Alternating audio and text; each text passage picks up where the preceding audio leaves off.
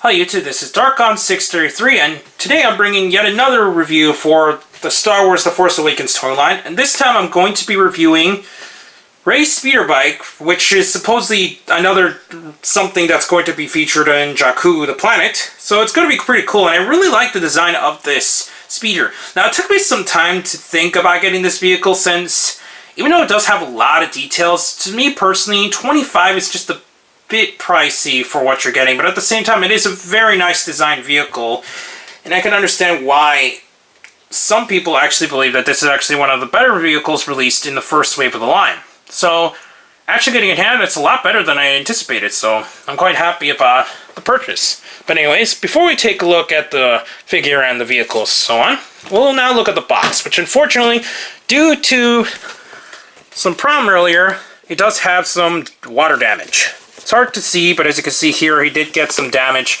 due to the fact, bringing it home earlier, it was raining and unfortunately the box just kind of didn't get in a good condition, which is a bummer. But anyways, it does say Star Wars The Force Awakens.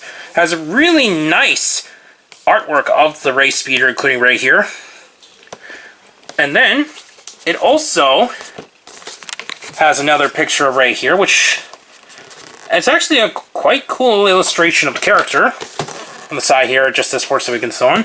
And on the back, it does have some features which can be used on the vehicle itself. It has a firing missile, and she can actually ride the vehicle pretty well, even if she can't bend her knees, which I personally think is one of the biggest letdowns of the set, which is kind of expected just due to the 5 points of articulation.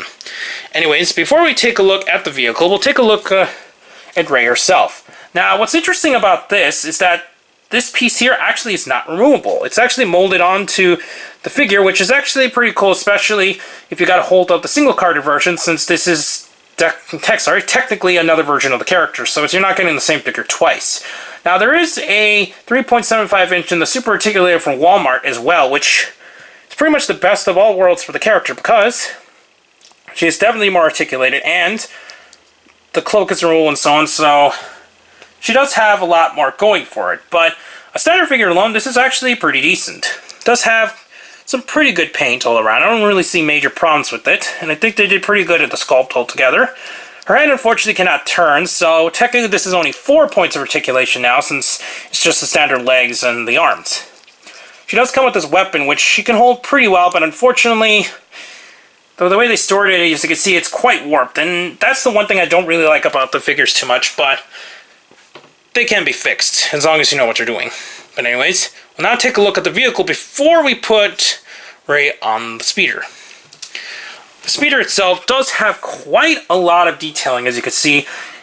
It looks like it's run down and has a lot of dings and whatnot all around the vehicle to kind of give it a little bit more vibe that this probably was makeshifted from junk parts, and someone made it pretty functional. The back here is a pretty strange kind of design for a speeder bike, but it does have a lot of the components that helps you determine that it does look like a speeder bike. It does have a removable net here, but unfortunately there isn't anything underneath there that can be done for anything else. As you can see, it's just a bunch of junk, which is just for the detailing and so on, but it doesn't do anything else, so it's a bit weird that this piece is removable in some sense because of that.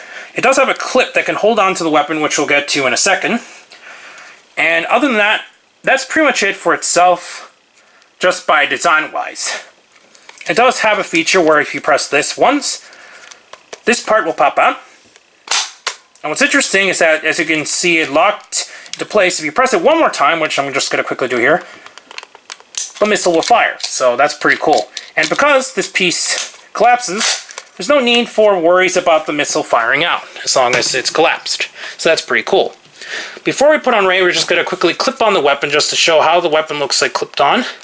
And these are made of a little bit softer plastic, so these can pop up quite a bit, which is a bit unfortunate, but it's still pretty cool for what it is.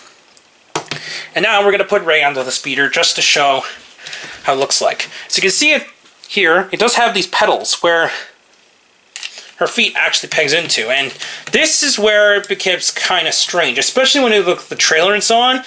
She does bend her knees while she's riding the vehicle, but this figure, on the other hand, unfortunately cannot truly replicate that due to the lower amount of articulation. So the best you can do is just let her hold on to the handles here. And there you have it. That's pretty much the closest you can get to represent it. And as you can see, it is a bit awkward how she's riding it, but it's not the worst stance in the world. It's not good for postures, but it's not really too bad. And I think it works well enough to replicate her at least riding the speeder bike. So it's pretty cool that she can at least ride it and yet somewhat look presentable on the vehicle. But anyways, this is pretty much it for the speeder bike. For $25, it can be considered a bit pricey, but definitely not one of the most expensive vehicles in the line. So I highly recommend this to anyone who's fans of the Star Wars toy line and or maybe just Star Wars in general. I definitely recommend this for kids, since I'm pretty sure a lot of kids would actually enjoy this vehicle. And even though it's got very limited features, just the design alone is still pretty nice, and I think it's going to lead to many hours of imaginative play. Anyways, please comment, subscribe, and please check out Hirotaku and the Gideon blog as soon as they're open. But anyways, also please check me out on Twitter under Darkon633.